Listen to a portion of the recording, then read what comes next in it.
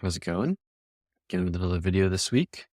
Hope everyone has had a great week. And today, I just want to talk about something that I was chatting with someone else about online in one of the groups that I belong to. They were just talking to me about their strength training workout. They're just starting their not new, but just starting transitioning their life to a more healthy way of living, and they're starting to incorporate many great changes into their lifestyle. And so over the process of doing so, one of the things that they just tried out last week was doing a strength training session. And they made a comment about it actually not feeling like it was effective because they weren't particularly sore or feel very tired after what they did.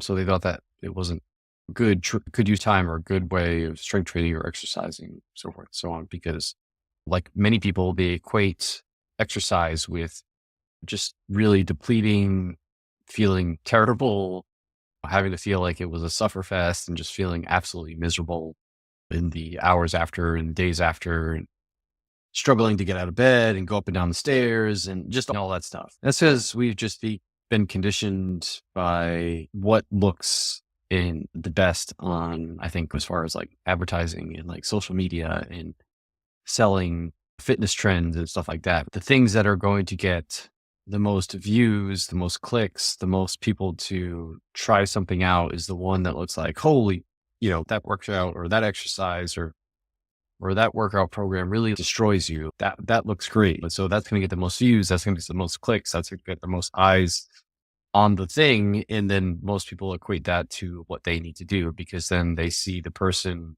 afterward, this amazing body transformation. They got six-pack abs and bulging muscles, and they look super lean and super trim and fit, or they have their clothes fit amazing and all this other stuff. So they show this super hard exercise routine, the sufferfest afterwards, how hard they work, that type of thing.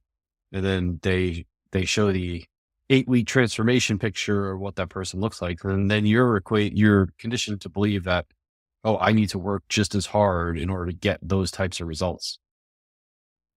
And it's going back to this person who had made this comment, I immediately picked out for them and said, actually, that's not the best measure of whether a workout was effective or not. I said, soreness is certainly not something that I look for in my clients when I first give them their first workout. I don't ask, well, how sore were you afterwards? And in fact, if they mention to me that they are overly sore, that's a sign to me that I gave them too hard of a workout and that the workout was actually counterproductive to what I was trying to do.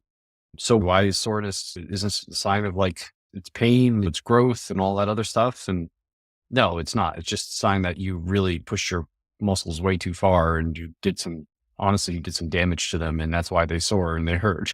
And that doesn't mean that person is actually, if I gave a workout to someone and one person got super sore from it and the other person felt completely normal afterward, that doesn't mean that workout was more effective for the person that got sore versus the person who felt, no soreness afterwards. It's just a sign that you really did some damage. And soreness really usually comes up as a result of just not doing a movement or an exercise or working out for a long period of time, right? If, for example, you start going walking after sitting on the couch for 10 years and not taking more than 2,000 steps a day, and you go out and you walk 7,000 steps, you might be pretty sore afterwards, right? Was that workout hard? It could have been pretty hard for you, maybe, but you probably did too much, right? Like you probably could have got away with 3,000 steps and returned home and felt no pain the next day. So why is soreness actually counterproductive to an exercise routine? The problem is that, let's take the example of you've been sitting on your butt for 10 years and then you go out for a walk and you walk 7,000 steps and you come home and you're absolutely destroyed. And then you can't the thought of walking up the stairs to go to bed is terrible. Next morning you wake up and the thought of trying to go down the stairs is even worse. And you're contemplating just living the next 24 hours in your bed. And then the thought of going out and getting 7,000 steps again is someone torturing you and you decide not to do it, then that was actually counterproductive, because that soreness is going to persist for several days and it's going to prevent you from going from those walks. Whereas, so if you went for one walk of 7,000 steps that day and that's all you got for the week because the rest of the week you were so sore and had shin splints and all this other stuff, after doing 7,000 steps and you really overdid it. Whereas if you just did 2,000 steps a day or 1,000 steps, even if you just did 1,000 steps a day, you're coming from 2,000 steps, you add 1,000 steps, so you did 3,000 steps a day. And so opposed to getting 7,000 steps for 7 days, you got what, 3,000 steps for 7 days. That's 21,000 steps. You did far more work over the course of the week and was not sore and not had no pain or whatever, but you did far more work and far more exercise over the course of that week because you didn't overdo it that one day and got super sore. So that's why when I first assign some type of exercise program to clients, I check in with them. How is your soreness?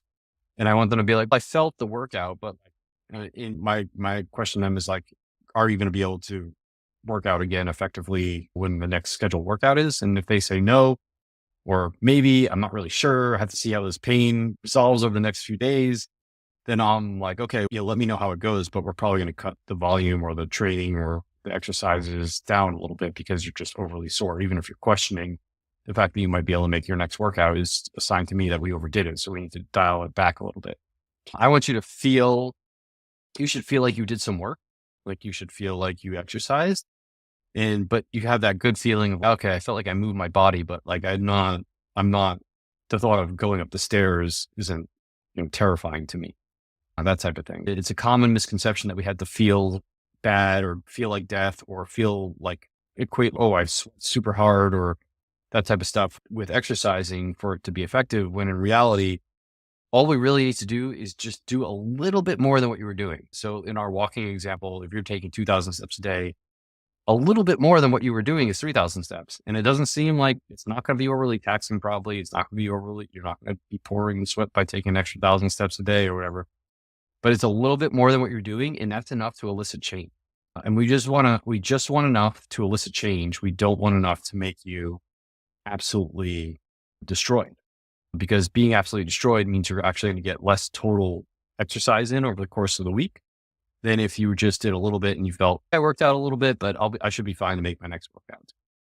So it's like that sweet spot, that Goldilocks zone of doing a little bit more, but not overdoing it to the point where it's super hard. This is especially true for people who are beginning, because people who are beginning they're new to it and they only have to go off what they've been perceived as a hard workout and what they think they should feel like after they exercise. And oftentimes, like I said, social media and advertising makes it sound like it needs to be super hard, but it doesn't need to be super hard. It shouldn't be super hard, especially for being, because you have such a low barrier to entry to just do a little bit more. Your a little bit more might be the extra 1,000 steps a day. It might be doing 2 exercises in the gym. It might be doing a couple body weight squats. It might just be doing a couple push-ups against the wall. Like that might be enough and is enough for people who are completely deconditioned. And so we just want to do a little bit more. You're not going to feel overly sore. You shouldn't feel overly sore. You shouldn't feel destroyed. You should be able to move around and still function the rest of your day, the next day, etc. And for sure, be able to make it back into the gym a couple days later to do your workout again. And if you're not feeling that way, if you're not able to do that, or you feel terrible, then it's a sign you're doing too much and you need to back it off. Working harder does not equate to more results. And it's going to lead to long-term, it will lead to being discouraged. You'll get hurt. You can injure yourself. And then you're really back at square one because now you're not exercising for several weeks to months and that type of thing. And that's what we for sure want to avoid. Just want to put out that short little message today on that topic. I think it's useful because I think we're all conditioned to feel like we need to really push the envelope when it comes to exercise. And we don't really need to do that. We just need to go a little bit harder or do a little bit more than what we were doing. Keep that in mind when you're exercising. Keep that in mind if you're someone who's just starting to look into exercise, and don't worry about absolutely destroying yourself during your exercise session or being sore, because it's, as long as you're doing a little bit more than what you were doing, you're making progress and you're getting the results and you're getting an effective training stimulus. So I promise you'll see changes from that, even though it might not feel like you're destroyed. So with that, as always, if you'd like to keep up with all the content that I put out, please follow me on Instagram, Facebook. That's where I'm most active. But really, if you want to keep up with all the content that I put out, you should sign up for the newsletter. That's where I just email you everything I do. Everything I put out on a weekly basis will go straight into your inbox. That way you don't have to get distracted by all the negative advertising about how hard you should be exercising on social media. So if you want to avoid that, you can sign up for the newsletter by going to rjbhealth.coach. Click on the newsletter link at the top, enter your email address, and you'll be signed up for the newsletter. I do have a couple spots open for one-on-one coaching. So if you need help laying out some type of exercise program or want some more direction in how to train and how to exercise or how to begin exercise program, please reach out. You want some hand-holding custom exercise programs. I do that for my clients all the time. The best way to do that is go to rjbhealth.coach, click on schedule discovery call button on the homepage, and then fill out the form there. And then I'll send you an email. We can chat a little bit more about one-on-one coaching.